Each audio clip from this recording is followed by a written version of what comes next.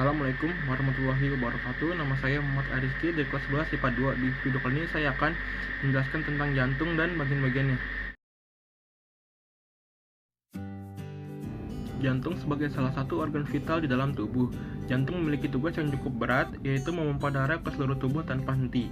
Jantung memiliki ukuran sedikit lebih besar dari kepalan tangan, yakni sekitar 200 hingga 425 gram. Jantung terletak antara paru-paru pada bagian tengah dada, pada bagian belakang dan sedikit ke kiri tulang dada atau sternum.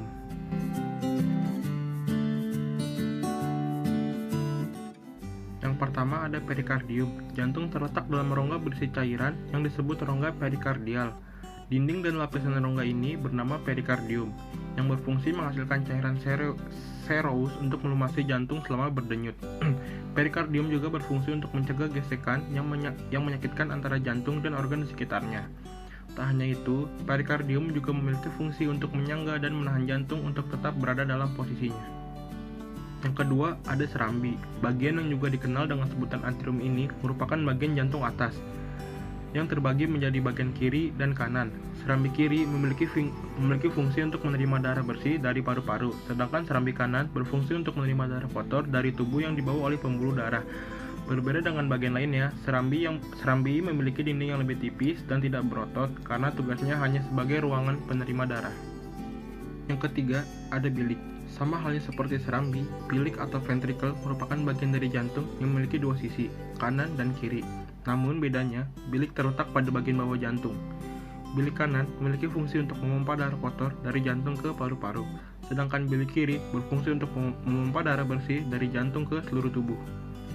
Yang keempat ada katup. Bagian lain dari jantung adalah katup, yang terbagi menjadi 4. Tugas keempat katup tersebut adalah menjaga aliran darah mengalir ke satu arah. 4 katup tersebut adalah: yang pertama ada katup trikuspid, bertugas mengatur aliran darah antara serambi kanan dan bilik kanan. Yang kedua ada katup pulmonal, bertugas mengatur aliran darah dari bilik kanan ke arteri pulmonalis yang membawa darah ke paru-paru untuk mengambil oksigen. Yang ketiga ada katup mitral, bertugas mengalirkan darah yang kaya oksigen dari paru-paru mengalir dari serambi kiri ke bilik kiri. Yang terakhir itu ada katup aorta, bertugas membuka jalan bagi darah yang kaya akan oksigen untuk dilewati dari bilik kiri ke aorta, yaitu arteri terbesar di tubuh. Yang kelima yaitu otot jantung. Otot dalam jantung bertugas untuk memompa darah ke seluruh tubuh. Otot jantung merupakan otot terkuat karena mampu bekerja terus-menerus sepanjang waktu tanpa istirahat untuk memompa darah. Jika otot ini berhenti bekerja, maka sistem peredaran darah akan terhenti sehingga terjadi kematian. Pada otot jantung terdapat siklus jantung, yakni urutan kejadian yang terjadi saat jantung berdetak. Berikut 2 fase siklus jantung, yaitu ada sistol. Jaringan otot jantung berkontraksi untuk memompa darah keluar dari ventrikel.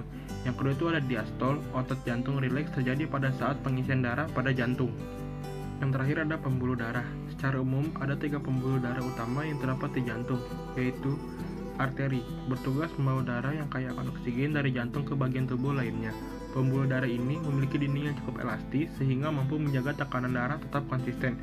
Yang kedua itu ada vena. Pembuluh darah yang satu ini bertugas membawa darah yang miskin oksigen dari seluruh tubuh untuk kembali ke jantung. Dibanding dengan arteri, vena memiliki dinding pembuluh yang lebih tipis. Yang terakhir ada kapiler. Pembuluh darah ini bertugas untuk menghubungkan arteri terkecil dengan vena terkecil. Dindingnya sangat tipis sehingga memungkinkannya untuk bertukar senyawa dengan jaringan sekitarnya, seperti karbon dioksida, air, oksigen, limbah, dan nutrisi.